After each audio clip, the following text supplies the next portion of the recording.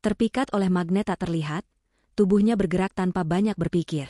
Ia mempercepat langkahnya, hati berdebar-debar saat mendekati tumpukan buah yang tersusun rapi di mulut gua.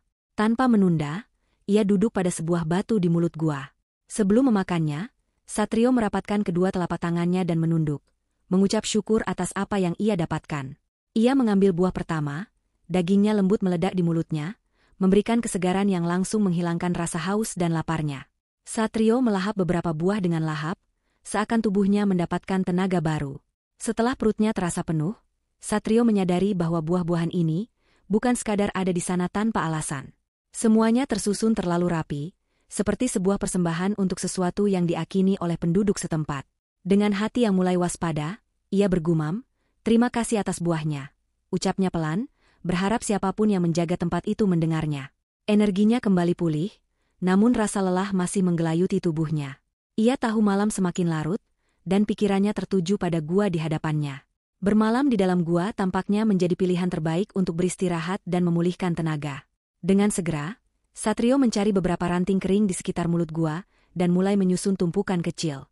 Ia mengeluarkan korek api dari ranselnya dan menyalakan api. Sinar jingga dari kobaran api kecil mulai memantul di dinding gua, menciptakan tekstur aneh yang menghiasi permukaannya. Merasa itu tak biasa, ia membawa satu ranting kecil yang terbakar, dan melangkah masuk ke dalam gua. Saat obor menyala terang, cahaya kuningnya menari di sepanjang dinding gua yang lembab. Namun, sesuatu yang lebih mengejutkan menarik perhatiannya. Ketika ia mendapati, dinding-dinding gua dipenuhi simbol-simbol kuno, yang terukir hampir di setiap permukaan. Simbol-simbol itu teratur, mengalir dalam barisan rapi seperti kisah yang ditulis di batu selama berabad-abad. Matanya melebar, terpaku pada detail yang terukir dengan sangat halus. Beberapa simbol tampak familiar, mirip yang pernah ia temukan di batu-batu lain sebelumnya. Namun, ada banyak yang belum pernah ia lihat, lebih rumit dan lebih dalam maknanya. Satrio mendekatkan obor ke dinding, melihat simbol-simbol kuno itu dengan lebih jelas. Ini akan menjadi penemuan yang luar biasa, gumamnya, tak mampu menyembunyikan kekaguman. Bahkan aku bingung harus memulainya dari mana. Setiap simbol dan ukiran seolah bercerita, memancarkan misteri yang berabad-abad lamanya tersembunyi. Meskipun gua ini mungkin tidak terlalu dalam, tapi cukup luas untuk memberikan ruang bagi segala keajaiban yang tersimpan di dalamnya. Satrio melangkah lebih dalam, merasakan udara yang lebih dingin dan lembab. Di ujung gua, tampak sebuah batu besar yang bertumpuk-tumpuk, membentuk struktur menyerupai meja. Bentuknya yang unik seolah memancarkan aura kuat, menarik perhatiannya lebih dalam. Satrio pun mulai mengamati permukaan datar pada batu itu, dan menemukan sesuatu yang membuat bulu kuduknya meremang. Di sisi batu itu, terdapat cekungan cukup dalam dan besar, menyerupai telapak tangan manusia, dengan ukuran yang tidak normal. Selain itu, terdapat ukiran teks yang tersusun rapih memenuhi seluruh bagian batu. Ini teks kuno. Ada sesuatu yang sangat penting di sini, gumam Satrio, menyentuh permukaan batu dengan hati-hati. Satrio merasakan keberadaannya di gua ini, seolah menjadi jembatan antara masa lalu dan sekarang, menghubungkannya dengan kisah yang tak terhitung jumlahnya. Satrio mengamati sekeliling gua dengan penuh rasa ingin tahu, mempertimbangkan untuk menghabiskan malam di sini. Suasana tenang dan misterius membuatnya merasa berada di tempat sakral. Ia sadar bahwa ini adalah kesempatan langka untuk mempelajari simbol-simbol batu yang baru ia temukan. Aku akan menghabiskan malam di sini, pikirnya, membayangkan bagaimana ia dapat meneliti tanpa gangguan dari dunia luar. Dengan tekad bulat, Satrio memutuskan untuk menyiapkan segala keperluannya, mulai dari pencahayaan, buku catatan hingga beberapa buah yang ia ambil dari mulut gua. Dengan langkah mantap, Satrio kembali ke batu besar, mengamati setiap detail dengan cermat. Mungkin butuh waktu cukup lama untuk memahami ini semua, bisiknya, mulai membuka buku kecil yang selalu ia bawa. Dalam cahaya lembut yang dipancarkan oleh api buatannya, ia mulai menggambar simbol-simbol kuno yang terdapat di batu itu, dengan harapan ia bisa menganalisis dan menyusunnya untuk menemukan jawaban. Wajahnya mendekat, matanya menyipit, saat ia merasa familiar dengan beberapa simbol yang tertoreh pada sisi-sisi batu itu. Lagi-lagi, simbol pohon, gumamnya. Selain teks kuno, terdapat juga beberapa simbol yang terukir pada tiap sisi batu, seolah menjadi bingkai pembatas dari teks kuno yang tertulis di bagian dalamnya. Di antara simbol itu, terdapat ukiran sebuah pohon yang digambarkan memiliki badan yang sangat besar. Satrio mundur satu langkah, mengamati keseluruhan bagian batu dengan cermat, sesekali menggigit pisang yang ia ambil dari bibir gua. Rasa manis dan asam buah itu tidak cukup untuk mengalihkan perhatiannya dari keanehan yang ada di hadapannya. Batu ini memiliki teks yang terukir rapi, dihiasi beberapa simbol di tiap sisinya. Dan apa maksudnya telapak tangan ini? Gumamnya, matanya tak bisa berhenti, melirik satu persatu simbol dan teks kuno pada batu itu. Beberapa saat ia terdiam, seolah ada sesuatu yang menggelitik di dalam pikirannya. Batu dengan telapak tangan, batu dengan jejak kaki. Jantungnya berdebar kencang saat ia menemukan keterkaitan antara batu penjelajah dan batu yang saat ini ada di hadapannya. Keduanya seakan berbicara dalam bahasa yang sama, meskipun tersembunyi di balik simbol-simbol kuno. Dari ukuran telapak tangan ini, sepertinya cocok dengan ukuran batu penjelajah. Bahkan teks kuno ini pun memiliki pola yang sama. Apakah ini juga tanda darinya? Pikirnya, otaknya berusaha menjalin benang merah antara penemuan-penemuan ini. Satrio mulai merasakan jika akan ada sesuatu yang segera terungkap. Ia pun mulai bergelut kembali, menyelami tiap lekukan ukiran teks, maupun simbol. Jemarinya tak bisa berhenti untuk mengikuti pola rumit, demi mendapatkan jawaban. Ini mengisahkan suatu suku besar. Gumamnya, matanya terus berfokus pada tiap ukiran. Ada yang mereka jaga. Sesuatu yang sakral dan besar. Sesuatu itu begitu berharga bagi mereka. Satrio mengernyitkan alis ketika ia menemukan sebuah simbol khusus. Ini simbol larangan.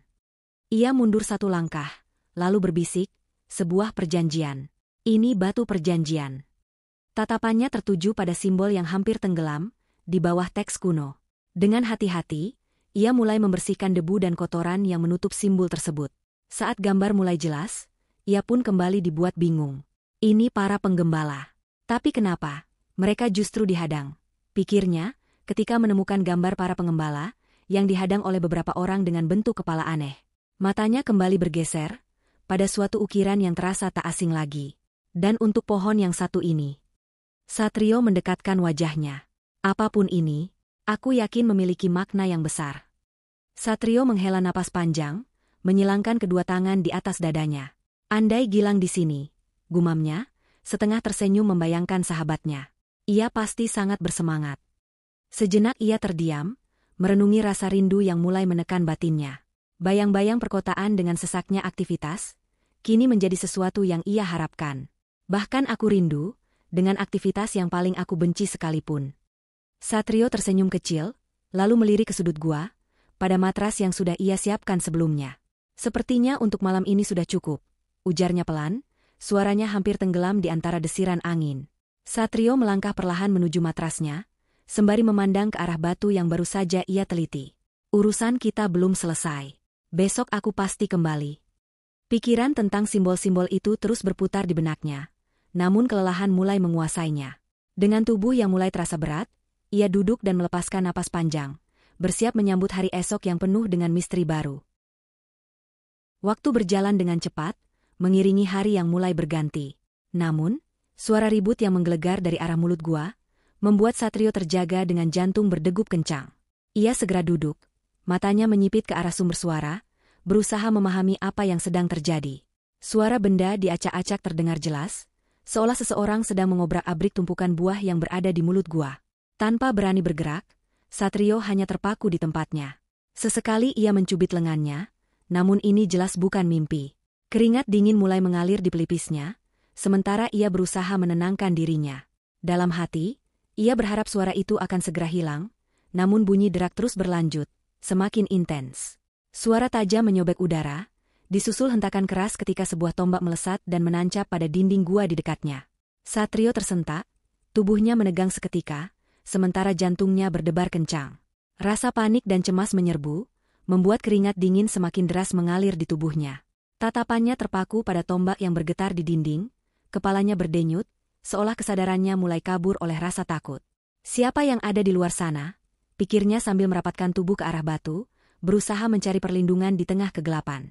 Ia menyadari sesuatu, atau seseorang, sedang mengincarnya. Suara seorang pria menggema di dalam gua, penuh amarah dan keputusasaan. Leluhur. Apa yang harus kami lakukan? Teriaknya, seolah menantang kekuatan yang tak terlihat. Satrio, masih dalam keadaan tegang, mendengarkan dengan seksama, mencoba mencerna setiap kata yang terucap di tengah suasana yang mencekam. Kami sudah melakukan apa yang kalian minta. Tapi mengapa kutukan ini masih merenggut warga kami?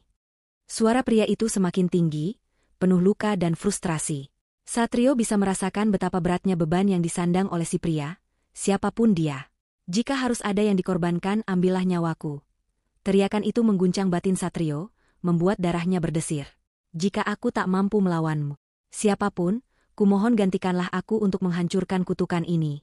Tolonglah desa kami. Tolong kami. Suara pria itu melemah, penuh kesedihan yang dalam, seperti seseorang yang berada di ambang kehancuran.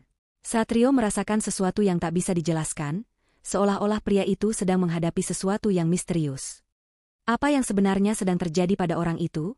Pikirnya sambil menarik napas dalam, berusaha untuk tetap tenang. Satrio segera tersadar, matanya melebar dan telinganya menangkap bunyi langkah kaki yang semakin mendekat. Suasana dalam gua yang sebelumnya hening, kini berubah mencekam. Keringat dingin mengalir di pelipisnya. Dia pasti akan mengambil tombaknya, pikir Satrio cepat. Pandangannya terfokus pada tombak yang masih menancap kuat di dinding gua, hanya beberapa meter dari tempatnya saat ini. Tubuhnya menegang, otaknya bekerja keras mencari cara untuk tetap aman. Langkah-langkah itu semakin dekat, berat dan lambat. Setiap hentakan membuat jantung Satrio berdegup lebih cepat. Tidak ada ruang untuk lari, namun ia tahu, ia harus siap menghadapi apapun yang akan terjadi. Suasana mendadak kaku, seakan waktu berhenti sejenak. Dua pasang mata saling bertatapan. Satrio dan pria asing itu. Mereka sama-sama terpaku di tempat. Cahaya matahari yang meresap ke dalam gua, memperlihatkan bayangan samar wajah mereka. Pria di depan Satrio tampak setengah terkejut, setengah marah. Napasnya berat, keringat membasahi wajahnya yang berkerut. Mereka berdua tak bergerak, seperti mencoba membaca satu sama lain. Tak ada suara, hanya detak jantung yang berdentum keras di telinga Satrio. "Siapa kau?"